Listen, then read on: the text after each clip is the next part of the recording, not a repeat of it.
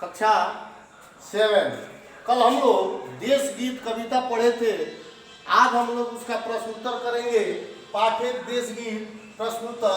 सबसे पहले निम्नलिखित प्रश्नों के उत्तर दीजिए। उसमें मौखिक अमीरस से आप क्या समझते हैं?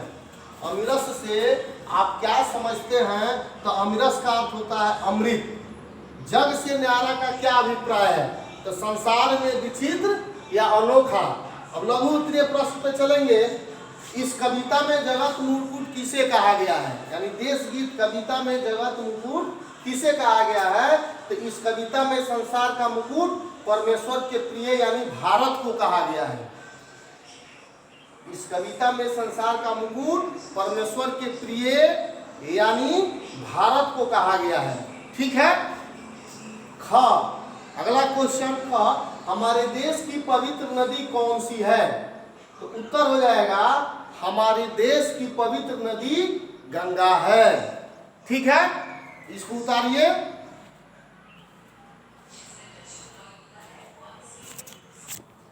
चलिए अब हम लोग आते हैं आगे दीर्घ उत्तरीय प्रश्न। दीर्घ उत्तरीय प्रश्न में कवि ने भारत की सुंदरता के बारे में क्या बताया है? कवि ने भारत की सुंदरता के बारे में क्या बताया है? कवि ने भारत की सुंदरता का वर्णन बड़े अनोखे शब्दों में किया है। कवि ने बताया है कि हमारा भारत संसार में विचित्र है, संसार का मुकुट है, ईश्वर का प्रिय है। यह एक ऐसा देश है जिसे कोई जीत नहीं सकता। यहाँ केवल पुण्य लोगों का वास है। यदि एक देश, यही एक देश है जहाँ अमृत तुल्य नदियां अपने पावन जल से समस्त जनमानस को पावन करती है। ठीक है, इसको लिखेंगे। अगला क्वेश्चन ख, कवि ने सुंदर प्रकृति को किसके समान बताया है? कवि श्रीधर पाठक द्वारा रचित देश गीत कविता में सुंदर प्रकृति को माथे के तिलक समान बताया है ना? यानी माथा का तिलक के समान जो है इसको बताया गया है प्रकृति, सुंदर प्रकृति को। कविता में गंगा के विषय में क्या कहा गया है? अगला क्वेश्चन ग, कविता में गंगा के विषय में क्या कहा गया है? उत्तर, कविता में गंगा के विषय में कहा गया है कि गंगा पवित्र एवं हमारे समस्त पापों एवं दुखों को हरने वाली है। ठीक है, आप लोग इसको शेयर कर लेंगे, बोर्ड पर से नोट कर ले और नोट कर करके इसको शेयर कर लेंगे और इसको याद करेंगे। ठीक है, आगे अब हम लोग अगले नेक्स्ट डे जो है हम लोग इसके अगला चैप्टर में हम लोग शुरू करेंगे, पढ़ेंगे। इतना आप लोग उतार लेंगे। ठीक है,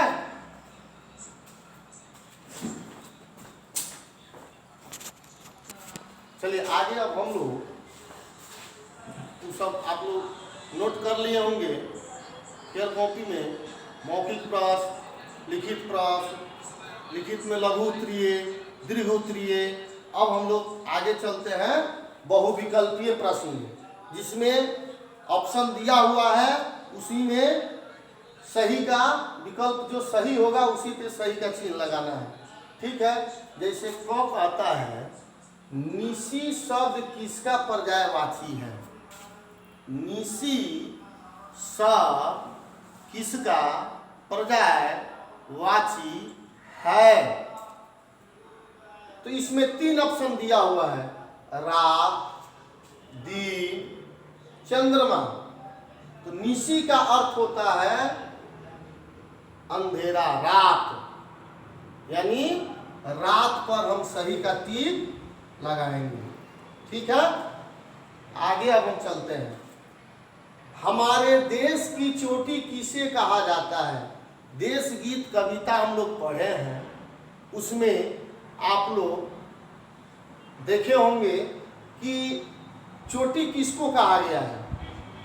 हिमालय को कहा गया है कि हिमाचल को कहा गया है कि उत्तराखंड को कहा गया है? तो देश गीत कविता में देश की चोटी को हिमालय को चोटी कहा गया है। ठीक है, तो हिमालय पे हम टिक लगा लेंगे। ठीक है, अब है ग, तीनों लोकों में शीश फूल किसे कहा गया है? तीनों लोकों में शीश फूल किसे कहा गया है? पृथ्वी को, आकाश को, गंगा को। इसमें से सही जो विकल्प है उस पे सही का हम चिन्ह लगाएंगे, यानी पृथ्वी को कहा गया है तीनों लोकों में शीश का फूल। ठीक है, अब आगे हम चलते हैं शब्द भंडार में। पाठ में आए निम्न शब्दों के विलोम शब्द लिखना है। संभव, संभव का विलोम असंभव। सौभाग्य का दुर्भाग्य। पाप पुण्य।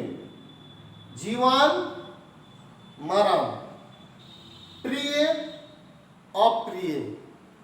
स्वतंत्र परतंत्र। ठीक है, इसको आप लोग पाठ 1 जो है आप लोग का समाप्त हो गया, इसको फेयर करेंगे। फेयर करने के बाद से उसको याद करेंगे।